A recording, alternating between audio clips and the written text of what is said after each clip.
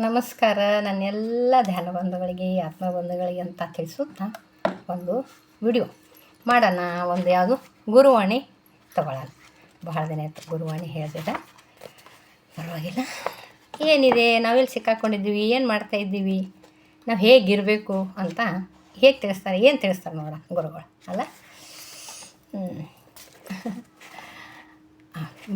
ಒಂದೇನ ಏನಿದು, ಆವೇಶದಲ್ಲೋ ಅನಾರೋಗ್ಯದಲ್ಲೋ ಇರುವಾಗ ಯಾವುದೇ ಕಿಲಕವಾದ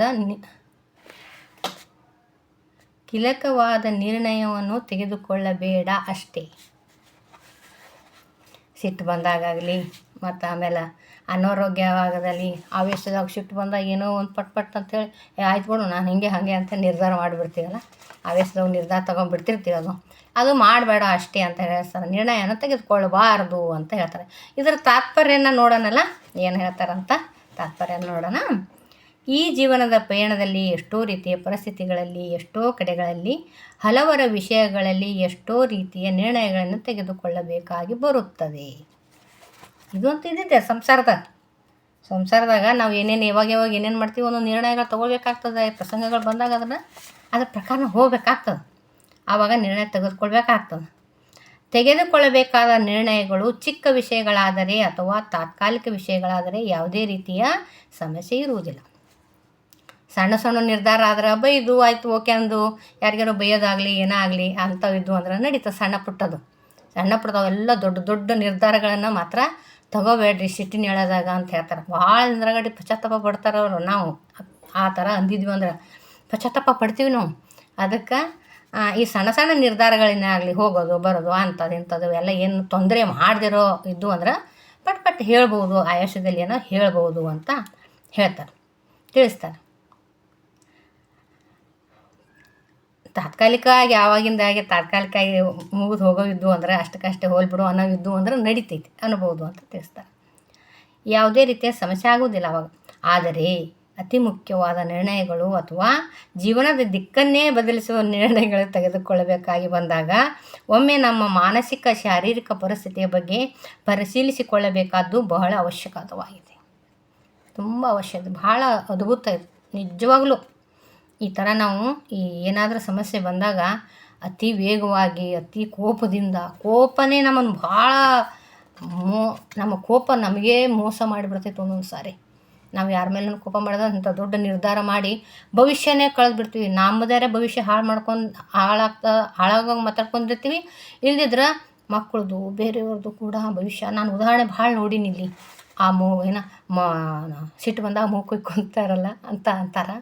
ಹಂಗೆ ನನ್ನ ಸಿಟ್ಟಿನ ಕೋಪದ ಭರದಲ್ಲಿ ನಿರ್ಧಾರಗಳೇನು ದೊಡ್ಡ ವಿಷಯಗಳು ಆದ್ರೆ ಭವಿಷ್ಯನೇ ಹಾಳು ಮಾಡುವ ನಿರ್ಧಾರಗಳು ಕೋಪದ ಕೈಯಲ್ಲಿ ಬುದ್ಧಿ ಕೊಟ್ಟಾಗ ಆಗಿದ್ದುಂಟು. ನಾನೇ ನನ್ನ ಮನೆಯಲ್ಲೇ ಪ್ರಸಂಗನೇ ನೋಡಿದ್ದೀನಿ. ಇವಾಗ ಪಶ್ಚಾತ್ತಾಪ ಪಡ್ತೀವಿ, ಎಲ್ಲರೂ ಪಡ್ತಾರೆ, ಅಂದವರೆಲ್ಲ ಪಡ್ತಾರೆ ಪಶ್ಚಾತ್ತಾಪ. ಯಾಕಂದಪ್ಪ ಆ ಸಿಟ್ಟಿನೊಳದಾಗ ಯಾಕಂದೆ, ಸ್ವಲ್ಪ ಸುಮ್ಮನೆ ಇರಬೇಕಾಗಿತ್ತಲ್ಲ, ಏನೋ ಒಂದು ಸಂಭಾಷಿಸ್ಬೇಕಾಗಿತ್ತಲ್ಲ ಅಂತ ಪಶ್ಚಾತ್ತಾಪ ಆಗ್ತದೆ. ಯಾಕಂದ್ರೆ ಅಂದಿ ಅಂತೇಳಿ ಪಶ್ಚಾತ್ತಾಪ ಹಾಗೆ ಆಗ್ತದೆ. ಅದಕ್ಕೆ ದೊಡ್ಡ ನಿರ್ಧಾರಗಳು, ಭವಿಷ್ಯವನ್ನು ಹಾಳು ಮಾಡುವ ನಿರ್ಧಾರಗಳನ್ನು ಹೇಳುವ ಅಧಿಕಾರ ನಮಗಿಲ್ಲ. ಆದರೂ ಆ ಸಿಟ್ಟಿನ ಭರದಲ್ಲಿ ಬಂದ್ರೆ ಅದನ್ನು ತಾಳ್ಮೆಯಿಂದ ನಿರ್ಧಾರವಾಗಿ, ಸಿಟ್ಟು ಬಂದರೂ ಕೂಡ ಅದನ್ನು ಯಾವ ಮಾತಾಡಬೇಕು, ಏನು ಮಾತಾಡ್ತಾ ಇರಬೇಕು ಅಂತ ನನಗೆ ಎಚ್ಚರಿಕೆ ಇರಬೇಕು. ಸಿಟ್ಟು ಎಲ್ಲರಿಗೂ ಬರ್ತೈತಿ. ಅವ್ರಿಗೆ ಸಿಟ್ಟು ಬಂದ್ರೆ ನೆಕ್ಸ್ಟ್ ಉಳಿದೋ ನಮ್ಮ ಎದುರಾಳಿಗೂ ಸಿಟ್ಟು ಬಂದಿರ್ತೈತಿ. ಅದಕ್ಕಂಥೇಳಿ ಅವರೊಂದನ್ನೋದು ನಾವೊಂದನ್ನೋದು ದೊಡ್ಡ ಮಾಡಿ ಜಗಳ ಆಗೋದು. ಅದಕ್ಕೆ ಸಿಟ್ಟಿನ ಭರದಲ್ಲಿ ಯಾವುದು ದೊಡ್ಡ ನಿರ್ಧಾರಗಳನ್ನು ಮಾಡಬಾರ್ದು ಅಂತ ನಾನು ಉದಾಹರಣೆ ನೋಡೀನಿ. ಪಶ್ಚಾತ್ತಾಪ ಕೂಡ ಪಡ್ತಾ ಇದ್ದಾರೆ. ಆ ನಿರ್ಣಯಗಳು ಮಕ್ಕಳ ಭವಿಷ್ಯನ ಹಾಳು ಮಾಡೈತಿ. ನನ್ನ ಕಣ್ಣು ಮುಂದೆ ಆಗಿರೋ ವಿಷಯ. ಎಂಥ ಒಳ್ಳೆಯ ಭವಿಷ್ಯನ, ಮಕ್ಕಳ ಭವಿಷ್ಯನ ತಂದೆ ತಾಯಿಗಳು ಮಾತಾಡಿ ಹಾಳು ಮಾಡಿದ್ದಾರೆ. ಈಗ ನನಗೆ ಭಾಳ ಬೇಜಾರಾಗ್ತದೆ. ಏನಪ್ಪ ಈ ಸಿಟ್ಟಿನ ಕೈಯ ಮಾತಿನ ಭರದಲ್ಲಿ ಬೇಗ ಮಾತಾಡಿಬಿಟ್ಟು ಆ ನಿರ್ಣಯ ಮಾಡಿ ಮಕ್ಕಳ ಭವಿಷ್ಯನ ಹಾಳು ಮಾಡಿದವ್ರು. ತಂದೆ ತಾಯಿ ಮಕ್ಕಳ ಭವಿಷ್ಯ ಯಾವತ್ತೂ ಹಾಳು ಮಾಡಲ್ಲ.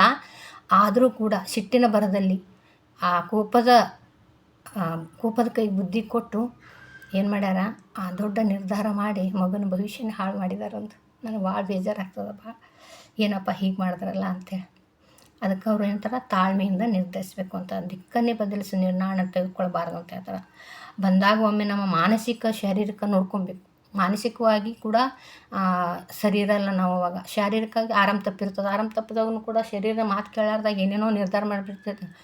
ಯಾರೋ ಒಂಚೂರು ಸಹಾಯ ಮಾಡಿದ್ರೆ ಏನು ಮಾಡಿದ್ರೆ ಅವ್ರಿಗೆ ಆಸ್ತಿನೇ ಬರ್ಕೊಡೋ ಅಂತ ನಿರ್ಧಾರ ಮಾಡಿಬಿಡ್ತಿರ್ತಾರೆ ಒಳಗೊಮ್ಮ. ಮಕ್ಕಳು ಬೇಜಾರು ಮಾಡೋದ್ರೆ, ಮಕ್ಕಳು ಸಿಟ್ಟಿಗೆರಿದ್ರೆ, ಮಕ್ಕಳು ನಮ್ಮನ್ನು ಹಾಸ್ಪಿಟ್ಲಿಗೆ ಕಟ್ಕೊಂಡು ಹೋಗಲಿಲ್ಲ ಅಂದ್ರೆ, ಸಣ್ಣ ಉದಾಹರಣೆ ಹೇಳ್ತೀನಿ, ಕರ್ಕೊಂಡು ಹೋಗಲಿಲ್ಲ ಅನ್ನೋರು ಆ ಸಿಟ್ಟಿನ ಕೈಯಲ್ಲಿ ಬುದ್ಧಿ ಕೊಟ್ಟಾಗ ಆಸ್ತಿಯನ್ನು ಮಾರ್ಯಾರ. ನಾನು ನೋಡಿದ್ದೀನಿ ಅದು. ಸಿಟ್ಟಿನ ಜೊತೆ ಮಕ್ಕಳ ಮೇಗಿನ ಸಿಟ್ಟಿನಿಂದ ನನ್ನ ತಂದೆ ಮಾಡಿದ್ದೆ ಕೆಲಸ ಹೇಳ್ತೀನಿ ಇವಾಗ. ನನ್ನ ತಂದೆ ನನ್ನ ಅಣ್ಣಂದ್ರ ಮೇಲೆ ಸಿಟ್ಟು ಮಾಡಿಕೊಂಡು ಅವ್ರ ಮೇಲಿನ ಸಿಟ್ಟಿನ ಭರದಿಂದ ಅವ್ರ ಆಸ್ತಿನೇ ಮಾರಿಬಿಟ್ರು. ಆಸ್ತಿ ಮಾರಿ ದೇವಸ್ಥಾನಕ್ಕೆ ಮಾಡ್ಯಾರ. ಕೆಟ್ಟದೇನು ಮಾಡಿಲ್ಲ, ದೇವಸ್ಥಾನಕ್ಕೆ ದಾನ ಧರ್ಮ ಮಾಡ್ಯಾರ. ಆ ಸಿಟ್ಟಿನ ಭರದಲ್ಲಿ ಆ ಥರ ಆಸ್ತಿಗಳನ್ನೆಲ್ಲ ಮಾರಿದ್ದು ಉಂಟು. ಯಾಕೆ ಮಕ್ಳಿಗೆ ಕೊಡಬೇಕು, ನನಗೆ ನೋಡಲಾರ್ದ ಮಕ್ಕಳು ನನಗೆ ಅದಕ್ಕೆ ಈಗ ಆಸ್ತಿ ಎದಕ್ಕೆ ಇರಬೇಕು, ಇಡಿಸ್ಬೇಕು ಅವ್ರಿಗೆ ಅನ್ನೋ ಕೋಪದ ಭರದಲ್ಲಿ ಈ ಥರ ಮಾಡಿದ್ದು ಉಂಟು. ಈ ಥರ ಮಾಡಿದ್ದಾರೆ. ಆ ಥರ ಮಾಡ್ಬೋದು. ಶಾರೀರಿಕವಾಗಿ ಮಾನಸಿಕವಾಗಿ ಪರಿಸ್ಥಿತಿ ಹದಗೆಟ್ಟಾಗ ಪರಿಶೀಲಿಸ್ಕೊಳ್ಬೇಕು. ನಾನು ಏನು ಮಾಡ್ತಾಯಿದ್ದೀನಿ, ನಾನು ಏನು ಯಾವ್ದು ಮಾಡ್ತಾಯಿದ್ದೀನಿ ಅಂತ ಪ್ರಜ್ಞೆ ಎಚ್ಚರಿಕೆಯಿಂದ ಇರಬೇಕು. ಆವಾಗ ಅದು ಅವಶ್ಯಕವಾಗಿ ಮಾಡಲೇಬೇಕು ನಾವು. ಮನಸ್ಸು ಆವೇಶದಲ್ಲಿ ಇದ್ದಾಗಲೂ ಅಥವಾ ಶರೀರ ಅನಾರೋಗ್ಯದಲ್ಲಿದ್ದಾಗಲೂ ಯಾವುದೋ ತೀರ್ಮಾನಗಳನ್ನು ತೆಗೆದುಕೊಳ್ಳದೇ ಇರುವುದು ತುಂಬ ಉತ್ತಮ. ಶರೀರ ಮನಸ್ಸು ಎರಡೂ ಹದಗೆಟ್ಟಾಗ, ಪ್ರಾಬ್ಲಮ್ ಮಾಡಿದಾಗ, ಶರೀರನ ನಮ್ಮ ಮಾತು ಕೇಳದಿರೋದಾಗ, ನಮ್ಮ ಬುದ್ಧಿನೂ ಮಾತು ಕೇಳದಿರೋದಾಗ ಅವಾಗ ನಾವು ಯಾವ ನಿರ್ಧಾರ ತೊಗೊಳಕ್ಕೆ ಸುಮ್ಮನೆ ಇರಬೇಕು. ನಮ್ಮ ಗುರುಗಳು ಹೇಳ್ತಾರೆ, ಸುಮ್ಮನಿರಿ ನೀವು ಅಂತಂತಾರೆ. ಎಷ್ಟು ಅದ್ಭುತವಾಗಿ ಆಗ್ತದೆ. ಸುಮ್ಮನಿದ್ದು ಭಾಳ ಚಂದ ಆಗ್ತದೆ. ಅದಕ್ಕೆ ಅವಾಗ ಆ ಸಮಯದಲ್ಲಂತೂ ಇನ್ನೂ ಸುಮ್ಮನೆ ಇರಬೇಕು. ಮೊದಲೇ ಸುಮ್ಮನೆ ಮಾಡ್ಯಾರ ಇವಾಗ ನಮ್ಮನ್ನು. ಏನು ಒಂದಂದ್ರೆ ಎರಡು ಮಾತಾಡೋಂಗಿಲ್ಲ ನಾನೀಗ. ಮೌನ ಹೇಗಾದ್ರೆ ನಮ್ಮ ಕ್ಲಾಸಲ್ಲಿ ಇವಾಗ KDPP ಕ್ಲಾಸಲ್ಲಿ ಹೇಗೆ ಬರ್ತಾಯಿದೆ ಅಂದ್ರೆ, ಮೌನ ಬರೀ ಮಾತು ಬಂದು ಮಾಡ್ತಾಯಿಲ್ಲ, ಮಾತಾಡೋದನ್ನು ನಿಲ್ಲಿಸ್ರಿ ಅನ್ನೋ ಪಾಠಗಳ ಜೊತೆ ಮನಸ್ಸಿನಲ್ಲಿ ಆಡುವ ಮಾತುಗಳನ್ನು ನಿಲ್ಲಿಸೋಕೆ ಪಾಠ ಬಂದವು ನಮ್ಮಲ್ಲಿ KDPP ಕ್ಲಾಸಲ್ಲಿ. ಬೆಳಿಗ್ಗೆ ದಿನ ಬರ್ತದೆ, ಜಾಯಿನ್ ಆಗ್ರಿ. ಅದ್ಭುತವಾಗೈತಿ. ನಮ್ಮ ಪ್ರಸ್ತುತ ಪರಿಸ್ಥಿತಿಗೆ ಭಾಳ ಅನುಕೂಲ ಆಗ್ತದದು. ನಮ್ಮ ಸ್ಥಿತಿ ಒಳಗೆ ನಾವು ಎಲ್ಲಿ ಸಿಕ್ಕಾಕೊಂಡಿವಿ, ನಾವು ಹೇಗಿರಬೇಕು ಅನ್ನೋದು ಅದ್ಭುತವಾಗಿ ಇದೇ ನಮ್ಮ ಪಾಠ. ಹೆಂಗವ ಅಂದ್ರೆ, ಎಲ್ಲಿ ನಮ್ಮ ಗುರುಗಳು ನಾವು ಮೋಕ್ಷನ ಕೊಡ್ತಾ ಇದ್ದಾರೇನೋ ಅಂತ ಅನಿಸ್ತಾಯಿತ್ತು ಒಳಗೊಮ್ಮ. ನಾವು ಎಲ್ಲನೂ ಕೂಡ ಸರಳ ಸ್ವೀಕಾರ ಮಾಡ್ಕೊತೀವಿ, ಓಕೆ ಅಂತೀವಿ. ಈ ಥರ ಅನ್ನೋದಲ್ದೇ ನಾವು ಹೆಚ್ಚಿಗೆ ಮಾತಾಡಬಾರ್ದು. ಅನವಶ್ಯ ಮಾತುಗಳು ಬೇಡ ಅಂತೇಳಿ ನಮ್ಮ ಗುರುಗಳು ಪಾಠ ಕೇಳಿ ಏನಾಗೆ ನಮ್ಗೆ ಅವಶ್ಯ ಇದ್ದದಷ್ಟೇ ಮಾತಾಡ್ತೀವಿ. ಯಾರಾದ್ರೂ ಅನವಶ್ಯ ಮಾತಾಡ್ತಾ ಇದ್ರಂದ್ರೆ ಇವೆಲ್ಲ ಮಾತು ಬೇಕಾ, ಎಷ್ಟು ಮಾತಾಡ್ತಾರಲ್ಲ, ಯಾಕೆ ಮಾತಾಡ್ತಾರೆ ಇವರು ಅಂತ ಅನ್ನಿಸ್ತದೆ. ನಾವೇ ಅದೇ ದಾರಿಗೆ ಬಂದವ್ರೆ, ಅದೇ ಮಾತಾಡ್ಕೊಂಡು ಬಂದವ್ರೆ. ಈಗ ನಮಗೆ ಅನ್ನಿಸ್ತೈತಿ ಯಾರು ಮಾತಾಡ್ತಾರೆ ವ್ಯರ್ಥ ಮಾತುಗಳು ಅನ್ನಿಸ್ತಾವೆ, ಗೊತ್ತಾಗ್ತಾ ಇರ್ತಾವೆ. ಅಂದಿದ್ದೆ ಅಂತಿರ್ತಾರೆ, ಬೇಡದಿರೋ ವಿಷಯನೇ ಮಾತಾಡ್ತಿರ್ತಾರೆ. ನಾನು ಮಾತಾಡ್ದವಳೇ. ಇವಾಗ ಈ ಧ್ಯಾನಕ್ಕೆ ಬಂದ ಮೇಲೆ ನಮ್ಮ ಸರ್ ಪಾಠ ಕೇಳಿದ ಮೇಲೆ ಏನು ಅನ್ನಿಸ್ತದೆ, ಮಾತಾಡೋರು ಬೇರೆಯವ್ರು ಮಾತಾಡೋರು ವ್ಯರ್ಥ ಅನ್ನಿಸ್ತೈತಿ. ಅವಶ್ಯ ಇಲ್ಲಾರ್ದು ಮಾತಾಡ್ತೀವಿ ಅನ್ನಿಸ್ತೈತಿ. ಹಾಗಾಗಿ ಇವಾಗ ನಮ್ಮ ಗುರುಗಳ ಕ್ಲಾಸನ್ನು ನಾವು ವ್ಯರ್ಥ ಮಾತಾಡೋದು ಬಿಟ್ಟಿದ್ದಲ್ದೇ, ಆ ಒಳ ಮನಸ್ಸಿನಲ್ಲಿ ನನ್ನ ರಕ್ತ ನಾನು ಮಾತಾಡುವ ನನ್ನ ಆಲೋಚನೆಗಳು ಬಾಯಿಂದ ಮಾತಾಡುವಲ್ಲ, ಮನಸ್ಸಲ್ಲಿ ಕೆಟ್ಟದ್ದು ಏನೋ ಬೇಡದೇ ಇರೋದು ಗೊತ್ತಾಗದೇ ಇರುವ ಘಟನೆಗಳು ಬರ್ತಾವೆ, ಮಾತುಗಳು ಬರ್ತಾವೆ. ನಾನು ಅನ್ಬೇಕು ಅಂದ್ರೆ ಅಫರ್ಮೇಷನ್ ಹೇಳ್ತೀನಿ, ಎಲ್ಲ ಹೇಳ್ತೀನಿ, ಒಳ್ಳೇದು ಹೇಳ್ತಾ ಇರ್ತೀನಿ. ಒಳಗಡೆ ಅಫರ್ಮೇಷನ್ ಹೇಳಿದ್ರೂ ಕೂಡ ಬಾಯಿಂದ ಹೇಳ್ತಾ ಇರ್ತೀನಿ, ಮನಸ್ಸಿನಲ್ಲಿ ಒಂದು ಬರ್ತದೆ. ಅಂದರೆ ಇವಾಗ ಕಳ್ಳ ನೋಡ್ರಿ, ಒಂದು ಉದಾಹರಣೆ ಹೇಳ್ತೀನಿ. ನಾನು ಕಳ್ಳ ಅಲ್ಲ, ನಾನು ಕಳ್ಳ ಅಂತ ಅವ್ನ ಮನಸ್ಸಿನಾಗ ಅನಿಸ್ತದೆ, ನಾನು ಕಳ್ಳ ಇರ್ತಾನಲ್ಲ, ಕಳ್ಳ ಅಂತ ಅನ್ನಿಸ್ತದೆ. ನಾನು ಕಳ್ಳ ಇದ್ದೀನಿ, ಕಳ್ಳ ಇಲ್ಲ ಅಂತ ಹೇಳಕತ್ತೀನಿ ನೋಡಂತ ಅನ್ನಿಸ್ತದೆ. ನಾಟಕ ಮಾಡ್ದಂಗೆ ಅಲ್ಲಿದು ಒಳಗಡೆ ಒಂದು CCTV ಕ್ಯಾಮ್ರಾ ಇದ್ದಂಗೆ ಅದು ರಕ್ತ ಏನು ಮಾಡ್ತದ, ಕ್ಯಾಚ್ ಮಾಡ್ಕೊಂಡ್ಬಿಡ್ತೈತಿ. ನಾನು ಏನು ಅನ್ನೋ ಕ್ಯಾಚ್ ಮಾಡ್ಕೊತದ. ನಾನು ಎಷ್ಟು ಬೇಗ ಯಾರಾದರೂ ಬಂದ್ರೆ ತಿಳಿರಿ ಮನೆಗೆ ಬಂದರು. ಇವಾಗ ನಾನು ಕ್ಲಾಸ್ ಮಾಡತ್ತೀನಿ, ಯಾರು ಮನೆಗೆ ಬಂದ್ರೆ ಏನು ಅನ್ನಿಸ್ತೈತಿ ನನಗೆ, ನಾ ಕ್ಲಾಸ್ ಮಾಡತ್ತೀನಿ ಡಿಸ್ಟರ್ಬ್ ಆಯಿತು ಅಂತ ಈ ಒಳ ಮನಸ್ಸು ಹೇಳ್ತದೆ. ನಾನು ಅವ್ರಿಗೆ ಬರ್ರಿ ಇರ್ಲಿ ಬರ್ರಿ, ನೀವು ಬಂದಿದ್ದು ಒಳ್ಳೇದಾಯ್ತು ರೀ, ಚಾ ಮಾಡಲೇನ್ರಿ, ಕಾಫಿ ಮಾಡಲಿ ಅಂತ ಕೇಳ್ತೀನಲ್ಲ. ಇವು ಮಾತಾಡುವ ಆಲೋಚನೆ ಮಾತುಗಳು. ಈ ಒಳಗಡೆ ಮನಸ್ಸು ಏನು ಹೇಳ್ತದಲ್ಲ, ಅದು ಸತ್ಯ. ಆ ಸತ್ಯದ ಕೆಲಸನ ಮಾಡ್ತಾ ಇರ್ತದೆ. ಅದು ನಮ್ಮ ಶರೀರದಲ್ಲಿ ಅಂಗಾಂಗಗಳು ಸತ್ಯದ ಕೆಲಸದ ಕಡೆ ಕಳಿಸ್ತಾ ಇರ್ತದೆ ಆ ರಕ್ತ. ಅದು ಕ್ಷಣ ಮಾತ್ರ ರಕ್ತ ಹೀರ್ಕೊಂಡು ಬಿಡ್ತದೆ. ನಾನು ಮಾತಾಡೋ ಆಲೋಚನೆ, ನಾನು ಹೇಳೋ ಆಲೋಚನೆ ಬಂದಾಗ ಪ್ರೀತಿಯಿಂದ ಬರ್ರಿ ಅನ್ನೋದು ಮೇಲೆ. ಆಮೇಲೆ ಒಳಗಡೆ ಏನನ್ನೋದು, ಇವಾಗ ಈ ಹೇಳದಾಗ ಯಾಕೆ ಬಂದರೆ, ನಾನು ಕ್ಲಾಸ್ ಮಾಡತ್ತೀನಿ, ನನಗೆ ಡಿಸ್ಟರ್ಬ್ ಆಗ್ತದೇನೋ, ಇವಾಗ ಬಿಡ್ಬೇಕಾ, ಏನು ಮಾಡ್ಬೇಕವ, ಇಂಥ ಹೇಳ್ದಾಗ ಬಂದವ್ರು ನೋಡಿ ಇವರು ಅಂತ ಒಳ ಮನಸ್ಸು ಹೇಳ್ತದೆ. ಈ ಸಣ್ಣ ಉದಾಹರಣೆ ಹೇಳಿದೆ. ಈ ಒಳ ಮನಸ್ಸು ಏನು ಹೇಳ್ತದಲ್ಲ, ಬೇಡದಿರೋದು, ಗೊತ್ತೇ ಇಲ್ಲಾರ್ದವ್ರದ್ದು ನನ್ನ ಮನಸ್ಸಲ್ಲಿ ಬರ್ತದಲ್ಲ, ಅವು ಸಕ್ಸಸ್ ಆಗ್ತಾವೆ.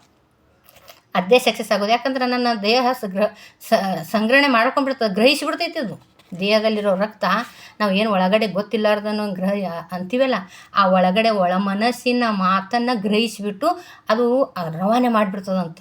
ನಮ್ಮ ದೇಹದಲ್ಲಿ ಎಲ್ಲ ಅಂಗಾಂಗಗಳಿಗೆ ರಕ್ತ ಎಷ್ಟು ಫಾಸ್ಟಾಗಿ ಹರಿತದಲ್ಲ, ಅಂದಿದ ತಕ್ಷಣ ಗ್ರಹಿಸಿದ ತಕ್ಷಣ ಒಂದೊಂದೊಂದೊಂದು ಅಂಗಾಂಗಗಳಿಗೆ ಸಪ್ಲೈ ಮಾಡಿಬಿಡ್ತದಂತ ಯಾವುದು ರಕ್ತ. ಈ ಥರ ಆದಾಗ ನಮ್ಮ ದೇಹದಲ್ಲಿ ಅವೆಲ್ಲ ಅಂಗಾಂಗಗಳು ನೋಡಿ ಅವ್ರು ಈ ಥರ ಆಲೋಚನೆ ಮಾಡ್ತಾ ಇದ್ದಾರೆ ಅಂತ ಏನು ಮಾಡ್ತದೆ, ಕಾರ್ಯರೂಪಕ್ಕೆ ಬಂದುಬಿಡ್ತದಂತ. ಇದಾದ್ರೆ ಇನ್ನೂ ಬಂದರು ಅಂತ ಬೇಜಾರಾಯ್ತು ಇಷ್ಟು ಅನ್ಲೇಬಾರ್ದು ಅಂತಾರೆ. ಆಮೇಲೆ ನನಗೆ ತಲೆ ನುಸಾಕತ್ತು, ಇದೇನು ಮಾಡೋಕೆ ದವಾಖಾನೆಗೆ ಹೋಗ್ಬೇಕಾಗ್ತದೆ, ಏನು ಮಾಡ್ತದೆ, ಈ ಥರ ಅಂದ್ರಲ್ಲಿ ನೀವು ಈ ಥರ ಅಂದ್ರಲ್ಲ ಅದು ಗ್ರಹಿಸಿಬಿಡ್ತು ರಕ್ತ. ಆಮೇಲೆ ಯಾವಾಗಾರ ಒಂದು ಸಾರಿ ಅದನ್ನು ದವಾಖಾನೆಗೆ ಹೋಗಂಗೆ ಮಾಡಿಸ್ಬಿಡ್ತದೆ ಅದು ಕೆಲಸ ಮಾಡ್ತದೆ. ಅಷ್ಟು ಕೂಡ ಪಾಸಿಟಿವ್ ಆಗಿರ್ಬೇಕಂತ, ನೆಗೆಟಿವ್ ಬರಲೇಬಾರ್ದು. ಎಷ್ಟು ಸೂಕ್ಷ್ಮ ಅದಂದ್ರೆ ಎಲ್ಲಮ್ಮಾಯಿ ಇದು ಸೌದತ್ತಿ ಎಲ್ಲಮ್ಮ ಇದಾಳಲ್ಲ, ಜಮದಗ್ನಿ ಶಾಪ ಕೊಟ್ಟಾಗ ಏನಾಗ್ತದೆ, ಆಕಿನ ಮನಸ್ಸು ವಿಚಲಿತಳಾಗ್ತಾಳೆ ಅಲ್ಲಿ ನದಿಯಲ್ಲಿ ಸ್ನಾನ ಮಾಡುವಾಗ.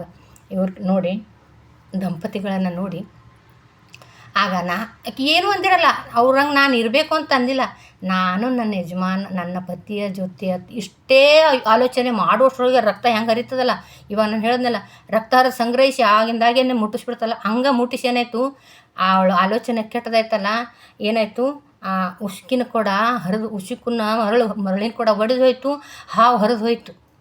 ಇಷ್ಟು ಸೂಕ್ಷ್ಮ ಆಯ್ತು ನೋಡ್ರಿ ಜೀವನ. ನಾವು ಅಷ್ಟೇ ಎಚ್ಚರಿಕೆಯಿಂದ ಇರಬೇಡ. ಬರೀ ಹೊರಗಡೆ ಮಾತುಗಳಲ್ಲ, ಒಳ ಮನಸ್ಸು ಕೂಡ ಎಚ್ಚರಿಕೆಯಿಂದ ಮಾತಾಡೋದನ್ನು ಕಲಿಬೇಕು ನಾವು. ಒಳಗೂ ಕೂಡ ಎಲ್ಲರೂ ಒಳ್ಳೆಯವ್ರೆ ಅಂತ ಹೇಳ್ತಾ ಇರಬೇಕು. ಅವ್ರು ನನಗೆ ಶತ್ರುಗಳಾದರೂ ಕೂಡ ಒಳ್ಳೆಯವರು ಅಂತ ಹೇಳಬೇಕು. ಆ ಮನಸ್ಸನ್ನು ಆ ಶತ್ರುಗಳನ್ನೂ ಕೂಡ ಒಪ್ಪಿಕೊಂಡು ಏನು ಮಾಡ್ಬೇಕು, ನನಗೆ ಅದು ನನ್ನ ಹಿತೈಷಿಗಳು ಅನ್ನೋ ಮನೋಭಾವ ಬರಬೇಕು. ನಾನು ಅವ್ರಿಗೆ ನೋಡಿದಾಗ ಮನಸ್ಸಲ್ಲಿ ಬಂದಾಗ ಅವರು ಒಳ್ಳೆಯವರೇ ಹಿಂಗೆ ಕಾಮನಾಗಿ ಬಂದುಬಿಡಬೇಕು. ಅವರು ನನಗೆ ಶತ್ರುಗಳು ಆಗಿದ್ದರಿಂದ ಅದು ಶತ್ರುಗಳು ಏನಾರೇ ಆಗಲಿ, ಹಿಂಗೆ ಒಳ ಮನಸ್ಸಿನಾಗ ಏನೂ ಬರಬಾರ್ದು. ಆ ಥರ ಸಾಧನೆ ಮಾಡಬೇಕಾಗೈತಿ. ಈಗ ನಾವು ಯಾರನ್ನಾರ ನೋಡಿದ ತಕ್ಷಣ ಪ್ರತಿಯೊಂದಕ್ಕೂ ಧನ್ಯವಾದಗಳು ಹೇಳಬೇಕಾಗ್ಯದ, ಪ್ರತಿಯೊಂದಕ್ಕೂ ಕೃತಜ್ಞರಾಗಿರ್ಬೇಕಾಗ್ಯದ. ಊಟ ಮಾಡಬೇಕಾದ್ರೆ ಗ್ರಹಿಸ್ತದಲ್ಲ, ನಮ್ಮ ರಕ್ತ ಗ್ರಹಿಸಿ ಅದನ್ನು ದೇಹದ ಅಂಗಾಂಗಗಳಿಗೆ ನಮ್ಮ ಮನಸ್ಸಿಗೆ ಮುಟ್ಟಿಸ್ತದ ಅಂದ ಮೇಲೆ ನಾನು ಯಾವದನ್ನು ಎಚ್ಚರಿಕೆಯಿಂದ ಅನ್ಲೇಬೇಕಾಗ್ತದೆ, ನಾನು ಆಲೋಚನೆ ಮಾಡಬೇಕಾಗ್ತದೆ. ಏನು ಮಾಡಬೇಕು, ಈ ಬುಕ್ ಕೊಟ್ಟಾರಂದ್ರೆ ಥ್ಯಾಂಕ್ ಯು ಹೇಳಬೇಕು. ಈ ಬುಕ್ಕಿಗೆ ಈ ಮ್ಯಾಜಿಕ್ ಬುಕ್ ಐತಿ, ಈ ಬುಕ್ಕಿನಿಂದ ಒಳ್ಳೆಯ ಪಾಠಗಳು ಬರ್ತಾವೆ, ಥ್ಯಾಂಕ್ ಯು ಹೇಳಬೇಕು. ಇದಕ್ಕೆ ಒಳ್ಳೆಯದನ್ನು ಮಾತಾಡಬೇಕು. ಇದೇನು ಬುಕ್ ಹಂಗೈತಿ ಹಿಂಗೈತಿ, ಯಾವುದೋ ಒಂದು ಸಣ್ಣ ಪುಟ್ಟ ಉದಾಹರಣೆ ಹೇಳ್ತೀನಿ. ಯಾರಿಗಾದರೂ ಈ ಊಟ ಉಣ್ಣುವಾಗ ಆಹಾರ ಪ್ರಸಾದನ ಸೇವನೆ ಮಾಡುವಾಗ ಪ್ರಕೃತಿ ಮಾತೆ ಧನ್ಯವಾದ ಹೇಳಬೇಕು, ಆಹಾರಕ್ಕೆ ಧನ್ಯವಾದ ಹೇಳಬೇಕು, ಉಣ್ಣುವ ಕೈ ಕಾಲಿಗೂ ಧನ್ಯವಾದ ಹೇಳಬೇಕು. ಇಷ್ಟು ಎಚ್ಚರಿಕೆಯಿಂದ ಪ್ರತಿಯೊಂದು ಮಾಡುವ ಕೆಲಸದಲ್ಲಿ ನಾನು ಎಚ್ಚರಿಕೆಯಿಂದ ನಾನು ಎಚ್ಚರಿಕೆಯಿಂದ ಒಳ್ಳೆಯದನ್ನು ಅನ್ನುತ್ತಾ ಹೋಗಬೇಕು, ಅಭ್ಯಾಸ ಮಾಡ್ತಾ ಹೋಗಬೇಕು. ಆಮೇಲೆ ಒಳಗಡೆ ಇಂಟ್ಯೂಷನ್ ಕೂಡ ಬರ್ತದೆ.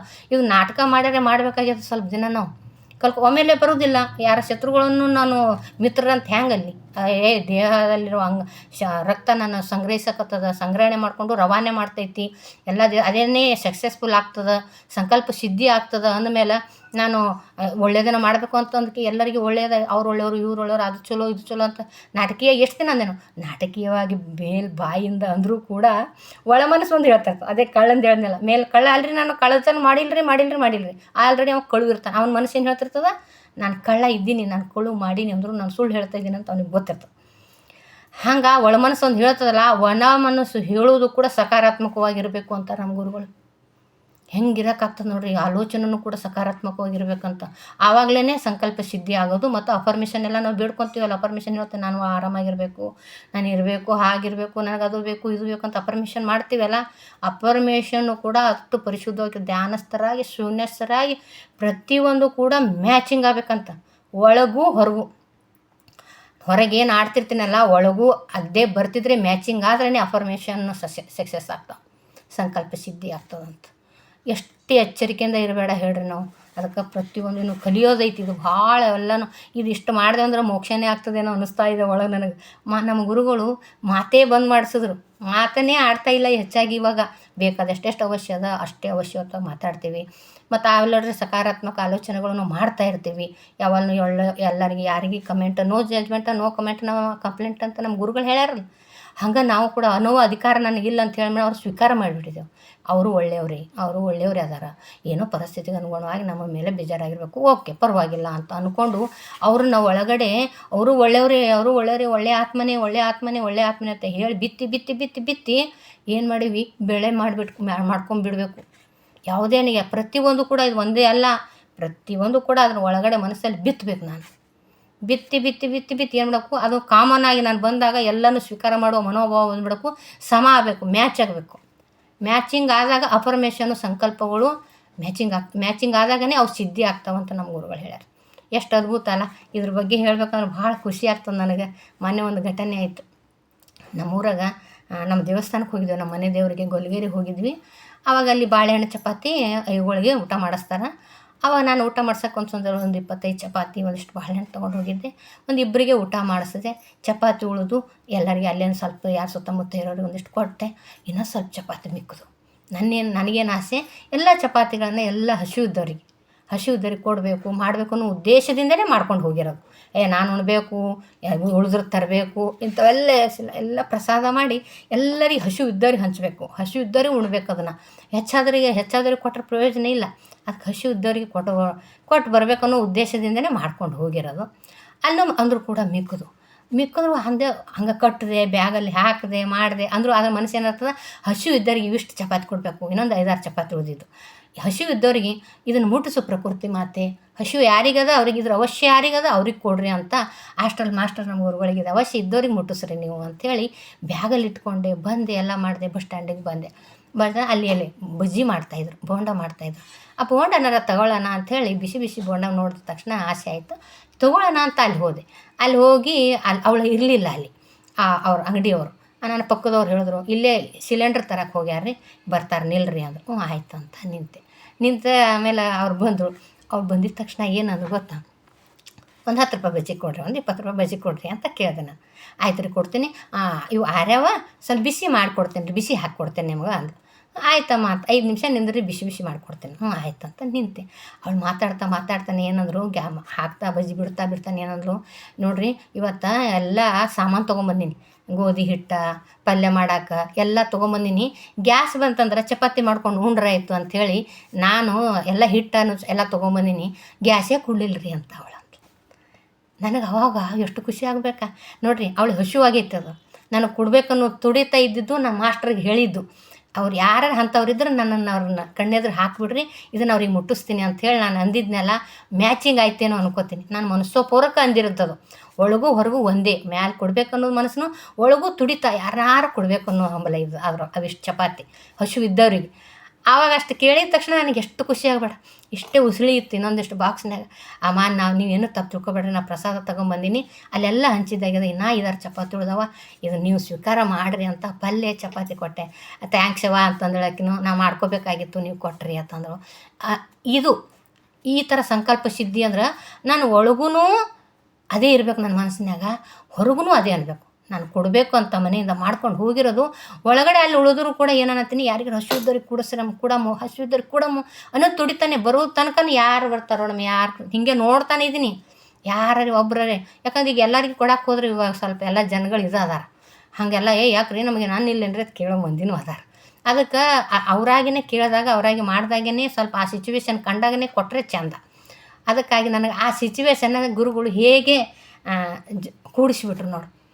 ಯಾಕೆ ಈಗ ಅಫರ್ಮೇಷನ್ನು ನಾನು ಅಂದ್ಕೊಂಡಿದ್ದಲ್ಲ, ಯಾರ್ಯಾರು ಒಳ್ಳೆಯವ್ರಿಗೆ ಕೊಡಬೇಕು ಅನ್ನೋ ಅಫರ್ಮೇಷನ್ ಹೇಳ್ಕೊಂಡಿದ್ದೆ, ಸಂಕಲ್ಪ ಮಾಡಿದ್ದೆ, ಅದನ್ನು ಅವ್ರು ಕೊಡಿಸಿಬಿಟ್ರು ಅಲ್ಲಿ ಗುರುಗಳು. ಅಷ್ಟರಲ್ಲಿ ಮಾಸ್ಟರ್ ಸಹಾಯ ಮಾಡಿಬಿಟ್ರು. ಅದಕ್ಕೆ ಏನಂತಾರೆ ನಮ್ಮ ಗುರುಗಳು, ಹೀಗೆ ಇದೊಂದು ಸಣ್ಣ ಉದಾಹರಣೆ ಆಯ್ತು ನನಗೆ. ಹೀಗೆ ಎಲ್ಲವೂ ಕೂಡ ಒಳಗೂ ಹೊರಗೂ ಮ್ಯಾಚ್ ಆದಾಗ ಮಾತ್ರ ನಮ್ಮ ಸಂಕಲ್ಪ ಸಿದ್ಧಿ ಆಗ್ತಾವೆ, ಅಫರ್ಮೇಷನ್ಸು ಕೆಲಸ ಮಾಡ್ತದಂತ ನನ್ನ ಅನಿಸಿಕೆ. ನನಗನ್ನಿಸ್ತಿದ್ದು ನಮ್ಮ ಗುರುಗಳ ಕ್ಲಾಸ್ ಹೇಳಿದಾಗ ನನಗಿದು ನಮ್ಮ ಮನೆಯದು ನೆನಪಾಯಿತು. ಅದು ಅದ್ಭುತ ಅನ್ನಿಸ್ತು. ಅದಕ್ಕೆ ಒಳಗೂ ಹೊರಗೂ ಒಂದೇ ಮನಸ್ಸು ಇರುವಂಗೆ ಆಚರಣೆಯಲ್ಲಿ ಇರಬೇಕು. ಅವಾಗ ಹೊರಗೆ ಮಾತಾಡಿ ಚಲೋ ಇದ್ದೀನಿ ರೀ, ಭಾಳ ಚಲೋ ರೀ, ನೀವು ಭಾಳ ಚಲೋ ರೀ ಬಾಯಿಂದ ಎಷ್ಟು ಬರ್ತದೋ ಒಳಗೆ ಅಂತರಾಳದಲ್ಲಿ ನೀವು ಭಾಳ ಚಲೋ ರೀ ಅಂತಲೇ ಇರಬೇಕು. ಆ ಪ್ರೀತಿನೇ ಮೇಲೆ ಪ್ರೀತಿ ನಾಟಕೀಯ ಪ್ರೀತಿ ಆಗದಿರ ಅಂತರಾಳದಲ್ಲೂ ಕೂಡ ಆ ಪ್ರೀತಿ ತೋರಿಸ್ತಾ ಇರಬೇಕು. ಅಂದ್ರೇ ಅಫರ್ಮೇಷನು ಸಂಕಲ್ಪ ಸಿದ್ಧಿ ಆಗ್ತಾವಂತ ನಮ್ಮ ಗುರು ಹೇಳಿದಾಗ ಭಾಳ ಖುಷಿ ಆಯಿತು. ಆದರೆ ಈ ಥರ ಮಾಡ್ಬೇಕಾದ್ರೆ ಸಾಧನೆ ಆಗಬೇಕಾಗ್ತದೆ. ಭಾಳ ಸಾಧನೆ ಹೆಂಗೆ ಸಾಧನೆ ಮಾಡಮ್ಮಂತ ನಾ ಹೇಳಕತ್ತೀನಂದ್ರೆ, ಸ್ವಲ್ಪ ದಿನ ನಾಟಕ ಮಾಡ್ದಂಗೆ ಆಮೇಲೆ ಅದು ತಾನೇ ರೂಢಿಯಾಗಿಬಿಡ್ತೈತಿ.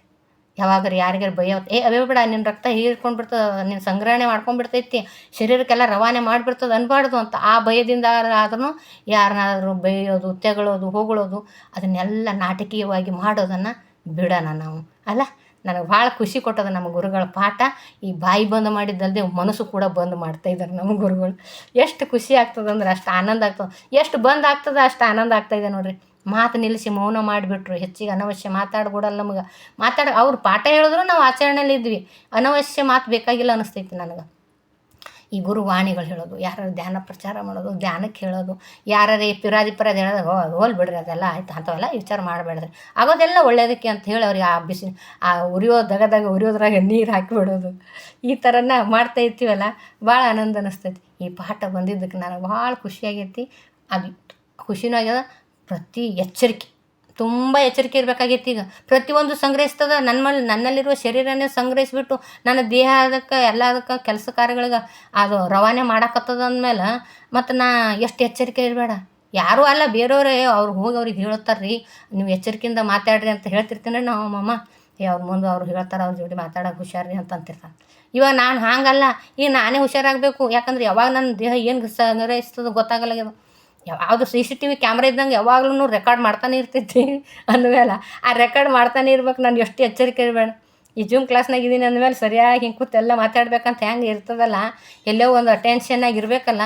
ನಾನು ಇವಾಗ ಅಟೆನ್ಷನ್ನಾಗಿ ನನ್ನಲ್ಲಿ ಆಲೋಚನೆಗಳ ಮೇಲೆ ಅಟೆನ್ಷನ್ ಆಗಿರ್ಬೇಕಾಗೈತಿ. ಏನು ಯಾರ ಬಗ್ಗೆನೂ ಮಾತಾಡೋಂಗಿಲ್ಲ, ಯಾವುದ್ರ ಬಗ್ಗೆನೂ ಯೋಚನೆ ಮಾಡೋಂಗಿಲ್ಲ, ನೆಗೆಟಿವ್ ಹೇಳೋಂಗಿಲ್ಲ, ನಾಟಕ ಮಾಡೋಂಗಿಲ್ಲ. ಭಾಳ ಮಸ್ತ್ ಐತಿ. ಮಾಡ್ತಾ ಹೋಗೋಣ, ಎಲ್ಲ ಅನ್ಭವಿಸ್ತಾ ಮಾಡ್ತಾ ಮಾಡ್ತಾ ಮಾಡ್ತಾ ಎಷ್ಟೆಷ್ಟಾಯ್ತು ಅಷ್ಟು ನಮ್ಮ ಪ್ರಯತ್ನ ಮೀರಿ, ಶಕ್ತಿಗೆ ಮೀರಿ. ನಮ್ಮ ಶಕ್ತಿ ಅಂತೂ ಐತಿ, ನಾವು ಮಾಡ್ತೀನಿ ಅಂದ್ರೆ ಮಾಡೇ ಮಾಡ್ತೀನಿ. ಸ್ವಲ್ಪ ಸಮಯ ಬೇಕಾಗ್ತದೆ ಇಂಥದಕ್ಕೆಲ್ಲ. ತಾಳ್ಮೆಯಿಂದ ಎಲ್ಲ ಮಾಡ್ಕೊತ ಹೋಗೋಣ ಅಂತ ಹೇಳೋಕ್ಕೆ ಇಷ್ಟಪಡ್ತೀನಿ. ನೋಡಿರಿ, ಆ ಕ್ಲಾಸ್ ಬಗ್ಗೆ ಹೇಳಿದ್ರೆ ಹೀಗಾಯಿತು. ಅದ್ಭುತವಾಗಿರ್ತೈತೆ. ಆರೋಗ್ಯ ಇಲ್ಲದಾಗ ಶಕ್ತಿಹೀನವಾಗಿ ಪರಿಸ್ಥಿತಿ ಇರುತ್ತದೆ. ನಮ್ಮ ಶರೀರ ಮತ್ತು ಮನಸ್ಸು ಶಕ್ತಿಹೀನವಾಗಿ ಇವೆ ಎಂದರೆ ಚಾಂಚಲ್ಯದಿಂದ ಇದೆ ಅಂತ ಹೇಳ್ತಾರೆ. ಶರೀರ ಮನಸ್ಸು ಏನಾಯ್ತಂದ್ರೆ ಶಕ್ತಿ ಹೀನಾಯಿತು ಅಂದ್ರೆ ಅಲ್ಲಿಗೆ ನಮ್ಮ ಶರೀರ ಮನಸ್ಸು ಶಕ್ತಿಹೀನವಾಗಿದೆ ಎಂದೇ ಅರ್ಥ. ಚಂಚಲದಿಂದ ಇದೆ, ಚಂಚಲವಾಗ್ತದೆ ಅಂದರೆ ನಮ್ಮ ನಿರ್ಣಯಗಳು ಸಹ ಶಕ್ತಿಹೀನವಾಗಿ ಇರುವ ಅವಕಾಶ ಎಷ್ಟಾದರೂ ಇರುತ್ತದೆ. ನಮ್ಮ ನಿರ್ಣಯಗಳು ಕೂಡ ಶಕ್ತಿಹೀನವಾಗಿ ಇರ್ತಾವಂತ ಹೇಳ್ತಾರೆ, ಎಷ್ಟನೇ ಇರ್ತಾವಂತ. ನಮಗೆ ಈ ನಿಮಿಷಕ್ಕೆ ಅದು ಸರಿಯಾದ ನಿರ್ಣಯವೇ ಅನಿಸಬಹುದು. ಆ ನಿರ್ಣಯ ಆ ಸರಿಯಾದ ಸಮಯಕ್ಕೆ ಸಿಟ್ಟಿನ ಬರೆದಾಗ ನಾ ಏನೋ ಮಾತಾಡ್ಬಿಟ್ಟು ನಾನು ಯಾಕೆಲ್ಲ ಹೋಲು ಅಂದುಬಿಡು, ನಡೆ ಆ ಕಡೆ ಸಾಕಾಗಿ ಹೋಗೋದು ಅವ್ರ ಕಡೆ ಅಂತೇಳಿ ಅಂದುಬಿಡ್ತಾರೆ. ಅಂದಿದ್ದು ಅವರು ಒಪ್ಕೊಂಡು ಬಿಡ್ತಾಯಿರ್ತಾರೆ, ಪ್ರೂವ್ ಮಾಡ್ತಿರ್ತಾರೆ.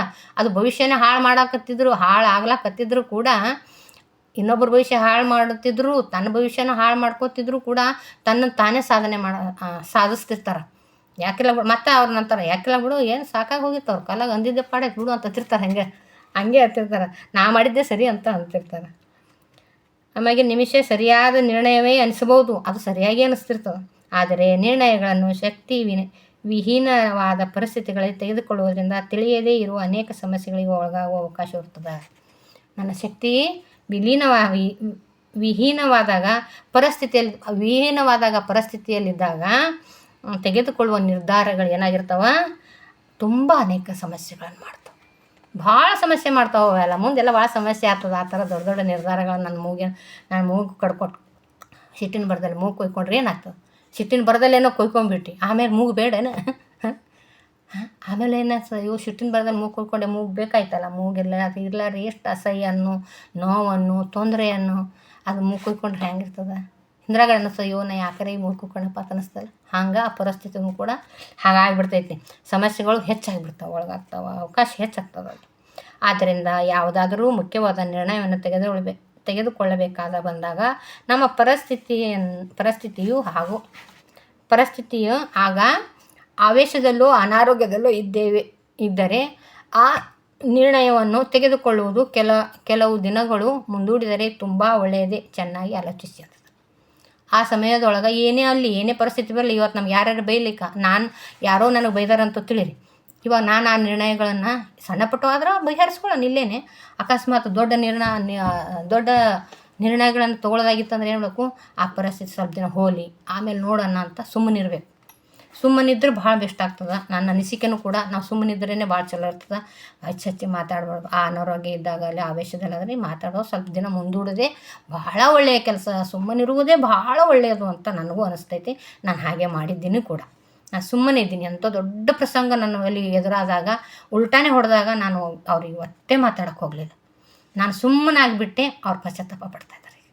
ನಾನು ಸುಮ್ಮನಾಗಿನಿ, ಅವ್ರು ಪಶ್ಚಾತ್ತಾಪ ಪಡ್ತಾರೆ. ನನಗೇನು ನೋವಾಗಿಲ್ಲ, ಅವ್ರಿಗೆ ತುಂಬ ನೋವಾಗಿದೆ. ಈಗ ಯಾಕರೆ ಅನ್ನಪ್ಪ, ಏನಾರ ಮಾಡಿದ್ನಪ್ಪ, ಯಾಕೆ ಹಿಂಗಾಯಿತು, ಯಾಕರೆ ಮಾತಾಡಿದೆ ನಾನು ಅಂತ ಜನರೂ ಕೂಡ ನಿನಗೆ ತಿಳಿಯಲ್ಲೇನಂತ ಅವ್ರಿಗೆ ಅವ್ರು ಬೈಯೋದು ಹಿಡಿದುಕೊಂಡು ಅವ್ರಿಗೆ ತನ್ನದೇ ಆದ ಭವಿಷ್ಯನೂ ಕೂಡ ಹಾಳಾಯ್ತಲ್ಲ, ಅವರಿಗೂ ಪಶ್ಚಾತ್ತಾಪ ಆಗಿರ್ತೈತೆ. ಆವಾಗ ಆಲೋಚಿಸೇ ನಾವು ನಿರ್ಧಾರ ಮಾಡಬೇಕು ಅಂತ ತಿಳಿಸ್ತಾರೆ. ಹಾಗೆ ಮಾಡದಿದ್ದರೆ ನಾವು ಮಾಡಬೇಕಾದುದು ಒಳ್ಳೆಯ ಕೆಲಸವೇ ಆಗಿದ್ದರೂ ಅದಕ್ಕೆ ಸಂಬಂಧಿಸಿದಂತೆ ತೆಗೆದುಕೊಳ್ಳುವ ತೀರ್ಮಾನ ಒಳಿತು ತಡೆಯುವ ಅವಕಾಶ ಹೆಚ್ಚಾಗಿರ್ತದೆ. ನೋಡ್ರಿ, ಹಾಗೆ ಮಾಡಬೇಕು. ಒಳ್ಳೆಯ ಕೆಲಸ ಆಗಿದ್ದರೂ ಅದಕ್ಕೆ ಸಂಬಂಧಿಸಿದಂತೆ ತೆಗೆದುಕೊಳ್ಳುವ ನಿರ್ಧಾರ. ಒಳ್ಳೆಯ ಕೆಲಸನೂ ಕೂಡ ಆತುರವಾಗಿ ತೊಗೋಬಾರ್ದು. ಯಾರಿಗೋ ಒಂದು ಸಾರಿ ಹಿಂಗೆ ಸಿಟ್ಟು ಬಂದಾಗ, ಏನೋ ಬಂದಾಗ, ಜಗಳ ಆದಾಗ, ಯಾರೋ ಸಾಲ ಮಾಡಿದರೆ ಸಿಟ್ಟಿನಾಗೆ ನಡಿ ಅವ್ನ ಸಾಲನ ತುಂಬ ಒಳ್ಳೆಯವ್ರು ಇರ್ತೀವಲ್ಲ ನಾವು, ಅವ್ನು ಎಷ್ಟು ಮಾಡ್ಯಾನ ಸಾಲ 50,000 ಇಲ್ಲ, ನಾ ಕೊಡ್ತೀನಿ ತಗೋ, ಹೋಗಿ ನಡ್ರಿ ಸಾಕು ಅದಕ್ಕೆ ಏನೋ ಜಗಳ ನಿರ್ಣಯ ಮಾಡಿ ಅವರಿಗೆಲ್ಲ ಕಳಿಸ್ಬಿಟ್ಟು ನಾನು ಒಪ್ಕೊಂಡ್ಬಿಟ್ಟಿದ್ರೆ ರಾಜಿಯಾಗಿ ಬಿಡ್ತೀನಿ. ಒಳಗಡೆ ಏನು ದಲ್ಲಾಳಿ ಕೆಲಸ ಮಾಡಿರ್ತೀನಲ್ಲ, ನಾ ಕೊಡ್ತೀನಿ ತಗೋ ಅಂತ ಅಂದುಬಿಟ್ಟಿರ್ತೀವಿ ಸಿಟ್ಟಿನೊಳಗೆ. ಆ ಆವೇಶದ ಭರದಲ್ಲಿ, ಒಳ್ಳೆತನದ ಭರದಲ್ಲಿ ಏನು ಮಾಡ್ತೀವಿ, ಆವಾಗ ಅವ್ನು ಕೊಡ್ಬೋದಾಗಲಿಲ್ಲ ಅಂದ್ರೆ ನಾ ಕೊಡ್ತೀನಿ ತಗೋ ಅಂತ ಅಂದ್ಬಿಡ್ತೀವಿ ಮಾತು. ಆ ಮಾತು ಕೂಡ ಏನಾಗ್ತದೆ, ನಿರ್ಮಾಣ ಒಳಿತನ್ನು ತಡೆಯುವ ಅವಕಾಶ ಹೆಚ್ಚಾಗಿರ್ತದಂತ. ಈ ಥರ ತಡೆಯುವ ಅವಕಾಶ ಹೆಚ್ಚಾಗಿರ್ತದೆ. ತೀರ್ಮಾನ ಒಳಿತು ನಡೆಯುವುದನ್ನು ತಡೆಯುವ ಅವಕಾಶ ಹೆಚ್ಚಾಗಿರ್ತದೆ. ಅಲ್ಲಿ ನಾನು ಒಳ್ಳೇದು ಮಾಡಕತ್ತೀನಿ ಅಂದ ತಕ್ಷಣ ಎಲ್ಲ ಒಳ್ಳೇದು ನಡೆಯಲ್ಲ. ಆವೇಶದ ಭರದಲ್ಲಿ, ಎಷ್ಟು ಆವೇಶದ ಭರದಲ್ಲಿ ನನ್ನ ಕೆಟ್ಟದ್ದು ಮಾಡಿ ನನ್ನ ಭವಿಷ್ಯನ ಹಾಳು ಮಾಡ್ಕೊತೀನೋ, ಆವೇಶದ ಭರದಲ್ಲಿ ಒಳ್ಳೆಯದನ್ನು ಕೂಡ ಅಷ್ಟೇ ನನ್ನ ಭವಿಷ್ಯನ ಹಾಳು ಮಾಡ್ತದೆ. ಆಮೇಲೆ 50,000 ರೂಪಾಯಿ ಅವ್ರು ಕೊಡಲಿಲ್ಲ ಅಂದ್ರೆ ನಾ ಕೊಡಬೇಕಾಗ್ತದೆ. ಅವಾಗ ಏನು ಮಾಡೋದು? ಸಿಟ್ಟಿನಾಳದಾಗ ಒಂದಿನ ಬಿಡಪ್ಪ ಅಂದ್ರೆ ಅವ್ರು ಬಿಡ್ತಾರೇನು? ನೀ ಹೇಳಿಯಲ್ಲ ಅಂತ ಬೆನ್ನು ಬಿಡ್ತಾರೆ. ನೀ ಕೇಳಿಯಲ್ಲ, ನೀ ಹೇಳಿದೆಲ್ಲ ಕೊಡು ನನಗೆ. ಅದಕ್ಕೆ ಹೊಟ್ಟೆ ಸಿಟ್ಟಿನ ಬರದಲ್ಲಿ, ನನ್ನ ಅನಾರೋಗ್ಯ ಭಯದಲ್ಲಿ ಒಳ್ಳೇದನ್ನು ಮಾಡಬಾರ್ದು, ಕೆಟ್ಟದನ್ನು ಮಾಡಬಾರ್ದು. ಸ್ವಲ್ಪ ದಿನ ತಾಳ್ಮೆಯಿಂದ ಮುಂದೂಡಬೇಕಂತ ಹೇಳ್ತಾರೆ. ಒಳ್ಳೇದನ್ನು ಬೇಡ, ಕೆಟ್ಟದನ್ನು ಬೇಡ, ಈ ಅವಕಾಶ ತಡೆಯು ಹೆಚ್ಚಾಗಿರ್ತದೆ ಅಂತ ಹೇಳ್ತಾರೆ. ನಾವು ಯಾವುದೇ ಕೆಲಸ ಮಾಡಬೇಕಾದ್ರೂ ಅದರ ಮೂಲ ಸರಿಯಾಗಿರಬೇಕಾಗಿರೋದು ಅಷ್ಟೇ. ನಾವು ಯಾವುದೇ ಒಳ್ಳೆಯದರೆ ಮಾಡಲಿ, ಕೆಟ್ಟದರೆ ಮಾಡಲಿ, ಮೂಲ ಏನಾಗಬೇಕು, ಸರಿಯಾದ ನಿರ್ಧಾರ ಇರಬೇಕು, ಸರಿಯಾಗಿರಬೇಕಾಗಿರ್ತದೆ. ಅದು ಸರಿ ಆಗಬೇಕಾಗಿರ್ತದೆ. ಆಮೇಲೆ ತೊಂದರೆ ಆಗ್ತದೆ. ಅವ ಕೆಟ್ಟದ್ದು ಮಾತಾಡಿ ಭವಿಷ್ಯನ ಹಾಳು ಮಾಡ್ಕೋತಾರೆ. ಅವ್ರು ಮಾತಾಡಿಬಿಟ್ಟು ಆ ನಿರ್ಣಯದ ಮೂಗು ಕುಯ್ಕೊಂಡ್ಬಿಟ್ಟು ಆಮೇಲೆ ಮೂಗಿಲ್ಲ ಅಂತ ಹೇಳ್ತಾರೆ. ಅಕಸ್ಮಾತ್ ನಾ ಭಾಳ ಒಳ್ಳೆಯವಳು, ಯಾರಿಗೊಂದು ಸ್ವಲ್ಪ ರೊಕ್ಕನೋ ಏನೋ ಒಂದು ಸ್ವಲ್ಪ ಸಹಾಯ ಮಾಡೋಕೆ ಅವ್ರು ನನ್ನವರು ಅನ್ನೋ ಭಾವನೆ ಹೆಚ್ಚಾಗಿ ಏನು ಮಾಡ್ತೀನಿ, ಮೂರನೇದವರಿಗೆ ಒಪ್ಕೊಂಡ್ಬಿಡ್ತೀವಿ. ಯಾವುದಕ್ಕೋ ಒಂದು ಹಣಕ್ಕೆ ಆಗಲಿ, ಒಂದು ನಿರ್ಧಾರಕ್ಕೆ ಆಗಲಿ, ಒಂದು ಮಕ್ಕಳು ತೊಗೊಳೋದೇ ಆಗಲಿ, ದೊಡ್ಡ ದೊಡ್ಡ ನಿರ್ಧಾರಗಳಿಗೆ ಒಪ್ಕೊಂಡಾಗ ಏನಾಗ್ತದೆ, ಈ ಸದ ನೋಡ್ರಿ ಜಾಮೀನು ಆಗಿಬಿಡ್ತೀವಿ. ಆಯಿತು, ನಾ ಜಾಮೀನು ಆಗ್ಬಿಡ್ತೀನಿ. ಅಕಸ್ಮಾತ್ ನಾವು ಕುಡ್ದಿದ್ರೆ ನಾ ಕೊಡ್ಬೇಕು. ಯಾವುದೋ ವಿಷ್ಣುವರ್ಧನ್ ಸಿನಿಮಾದಲ್ಲಿ ಜೀವನೇ ಕೊಟ್ಟವನು ಗೆಳೆಯನಿಗೋಸ್ಕರ, ಒಳ್ಳೆಯ ಮನಸ್ಸಿಗೋಸ್ಕರ. ಹಂಗೆ ಅದಕ್ಕಾಗಿ ಹೇಳ್ತೀನಿ, ಒಳ್ಳೆಯ ಕೆಲಸಕ್ಕೂ ನಿರ್ಧಾರ ತೊಗೋಬೇಕಾದ್ರೆ ನಾನು ತಾಳ್ಮೆಯಿಂದನೇ ನಿರ್ಧಾರ ತೊಗೋಬೇಕು. ಕೆಟ್ಟ ಕೆಲಸಕ್ಕೂ ನಿರ್ಧಾರ ತೊಗೋಬೇಕಾಗಿತ್ತಂದ್ರೆ ನಿರ್ಧಾರ ಮಾಡುವಾಗ ನಾನು ಸಮಯ ತೊಗೊಳ್ಳೇಬೇಕು. ಅದಕ್ಕೆ ತಾಳ್ಮೆ ಅನ್ನೋದು ಭಾಳ ಮುಖ್ಯ ಆಗ್ತದೆ ಇದಕ್ಕಂತ ತಿಳಿಸ್ತಾರೆ ಗುರುಗಳು ಅಲ್ಲ. ನೋಡಿರಿ, ಅದಕ್ಕೆ ಹೆಚ್ಚು ಮಾತಾಡಿ ನಮ್ಮ ತನನ ಕಳ್ಕೊಳ್ಳೋನು ಬೇಡ. ಯಾವ್ದು ಮಾತಾಡೋಣ ಅದು ಮಾತಾಡೋಣ. ಇವಾಗ ಧ್ಯಾನದ ಕ್ಲಾಸ್ ಮಾಡೋಣ, ಧ್ಯಾನ ಮಾಡಿರಿ ಒಳ್ಳೇದಾಗ್ತಂತ ಇಂಥದ್ದು ಹೇಳೋಣ, ಒಳ್ಳೆ ದೇವ್ರ ಪೂಜೆಗಳು ಮಾಡೋಣ, ಹೋಮಗಳು, ಹವನಗಳು, ಪೂಜೆಗಳು, ಧ್ಯಾನ. ಈ ಅಧಿಕ ಮಾಸದಲ್ಲಿ ಹೆಚ್ಚು ಈ ಹುಣ್ಣಿಮೆ ಧ್ಯಾನ ಮಾಡಿದ್ರೆ ಹೆಚ್ಚು ಪ್ರತಿಫಲ ಪಡ್ಕೊತೀವಿ. ಆ ಎನರ್ಜಿ ಹೆಚ್ಚು ಬರ್ತದೆ. ಇವತ್ತು ಬ್ಲೂ ಮೂನ್ ಅಂತ, ಇವತ್ತು ನೀಲಿ ಆಕಾಶ, ನೀಲಿಯಾಗಿ ಚಂದ್ರ ಕಾಣಿಸ್ತಾನಂತ ಇವತ್ತು. ಅದಕ್ಕೆ ಇಂಥ ಹೆಚ್ಚಿನ ಚೈತನ್ಯ ಶಕ್ತಿ, ಕಾಸ್ಮಿಕ್ ಎನರ್ಜಿ ಇರುವಾಗ ನಾವು ಒಳ್ಳೆಯ ರೀತಿಯಿಂದ ಹೆಚ್ಚು ಧ್ಯಾನ ಮಾಡೋದು, ಒಳ್ಳೆಯದನ್ನು ಥಿಂಕ್ ಮಾಡೋದು, ಒಳ್ಳೆಯದನ್ನು ಬಯಸೋದು, ಪ್ರತಿಯೊಬ್ಬರನ್ನು ಶತ್ರುತ್ವವನ್ನು ಕಾಣದೆ ಮಿತ್ರತ್ವವನ್ನು ಕಾಣ್ತಾ ಒಳ ಮನಸ್ಸು ಹೊರ ಮನಸ್ಸು ಒಂದೇಸ್ಸಾಗಿ, ಹೊರಗೂ ಒಂದೇ ಒಳಗೂ ಒಂದೇ. ಇವಾಗ ಮಕ್ಕಳ ಮೇಲೆ ನೋಡ್ರಿ, ನಾವು ದ್ವೇಷ ಮಾಡ್ದಂಗೆ ಮಾಡ್ತಿರ್ತೀವಿ, ಮಕ್ಕಳನ್ನ ಬೈತೀವಿ ಅಂತೀವಿ, ಆದರೂ ಕೂಡ ಒಳ ಮನಸ್ಸು ಹೇಳ್ತದೆ, ನನ್ನ ಮಕ್ಕಳು ಉಣ್ಬೇಕು, ತಿನ್ನಬೇಕು, ಚಲೋ ಇರಬೇಕಂತಲೇ ಒಳ ಮನಸ್ಸು ಬರ್ತಾ ಇರ್ತದೆ. ಇದೇ ಆ ಒಳ ಮನಸ್ಸು ಏನು ಹೇಳ್ತದಲ್ಲ, ಅದು ಸಕ್ಸಸ್ ಆಗ್ತಾ ಇರ್ತದೆ. ಅದು ಮಾಡೋಳು ಯಾರಂದ್ರೆ ಒಬ್ಬಳೇ ತಾಯಿ ತಂದೆ ಅಷ್ಟೇ ಮಾಡ್ತಾರೆ ಮಕ್ಕಳಿಗೆ. ಇದನ್ನು ಯಾರಾದರೂ ನನಗೋಸ್ಕರ ಇನ್ನೊಬ್ಬರು ಒಳ ಮನಸ್ಸಿನಲ್ಲಿ ಚಲೋ ಮಾತಾಡೋದಿಲ್ಲ. ಇದು ಮಕ್ಕಳಿಗಾಗಿ ಮಾಡುವ ತಂದೆ ತಾಯಿಗಳು ಮಾತ್ರ. ಮೇಲೆ ಬೈದ್ರೂ ನಿನ್ನ ಭವಿಷ್ಯ ಹಾಳಾಗ್ತದೆ ನೋಡೋ ತಂದ್ರೂ ಕೂಡ ಅವ್ರ ಮನಸ್ಸಿನಲ್ಲಿ ಒಳಗೇನಿರ್ತೈತಿ, ನನ್ನ ಮಗ ಒಳ್ಳೇದೇ ಆಗಲಿ, ನನ್ನ ಮಗಳಿಗೆ ಒಳ್ಳೇದೇ ಆಗಲಿ, ಒಳ್ಳೇದೇ ಆಗಬೇಕು, ಒಳ್ಳೇದೇ ಆಗ್ತದೆ, ಈಗ ಹೇಳಿದ್ರು ಒಳ್ಳೇದಾಗ್ತದೆ ಒಳ್ಳೇದಾಗಲಿ ಅನ್ನೋ ಭಾವನೆನೇ ಒಳಗಿರ್ತದೆ. ಅದಕ್ಕೇ ಮಕ್ಕಳು ತಾಯಿ ತಂದೆ ಆಶೀರ್ವಾದ ಒಂದಿತ್ತಂದ್ರೆ ಎಲ್ಲ ಗೆಲ್ಲಬಹುದು ಅಂತ ಹೇಳ್ತಾರಲ್ಲ. ತಂದೆ ತಾಯಿಗಳು ಮಾತ್ರ ನಮ್ಮ ಒಳ ಮನಸ್ಸಿನಲ್ಲಿ ನಮ್ಮ ಆಶೀರ್ವಾದನ, ನಮ್ಮ ಒಳ್ಳೆಯದನ್ನು ಬಯಸುವ ಜೀವಿಗಳು ಯಾರು ಈ ಪ್ರಪಂಚದಲ್ಲಿ ಇದ್ದಾರೆ ಅಂದ್ರೆ ತಂದೆ ತಾಯಿಗಳು ಮಾತ್ರ. ಅದಕ್ಕಾಗಿ ಈ ಒಳಗೂ ಹೊರಗೂ ಒಂದೆಸ್ಸಾಗಿರೋದನ್ನು, ಹೆಚ್ಚಿಗೆ ಯಾವುದು ನಿರ್ಧಾರಗಳನ್ನು ತಗೊಳ್ಳೋದು, ಆ ಕಡೆ ಕೆಟ್ಟದ್ದಕ್ಕೂ ಹೆಚ್ಚು ಆ ಸಮಯದಲ್ಲಿ ನಿರ್ಧಾರ ತಗೊಳ್ಳೋಣ ಬೇಡ, ಒಳ್ಳೆಯದಕ್ಕೂ ನಿರ್ಧಾರ ತೊಗೊಳೋದು ಬೇಡ. ಸ್ವಲ್ಪ ತಾಳ್ಮೆಯಿಂದ ಕಾಮಾಗಿ ದಿನಗಳನ್ನು ತೊಗೊಂಡು ನಿರ್ಧಾರಗಳು ತೊಗೊಳ್ಳೇಬೇಕಾಗಿತ್ತು ಅಂದ್ರೆ ನಿಧಾನವಾಗಿ ಕಾಮಾಗಿ ಸ್ವಲ್ಪ ಸಮಯ ಕೊಟ್ಟು ನಿರ್ಧಾರ ತಗೊಳ್ಳೋಣ ಅಂತ ಹೇಳೋಕ್ಕೆ ಇಷ್ಟಪಡ್ತೀನಿ. ಅದ್ಭುತವಾದ ಪಾಠ ಬಂದೈತಿ ಇವತ್ತು. ಗುರುಗಳು ಎಂಥ ಪಾಠ ತಿಳಿಸಿದ್ರು ನೋಡಿ. ಮೌನ. ಸ್ವಲ್ಪ ಸುಮ್ಮನಿದ್ದು ಮಾಡಿದಾಗ ಎಷ್ಟು ಅದ್ಭುತ ಆಗ್ತದೆ ಅಲ್ಲ.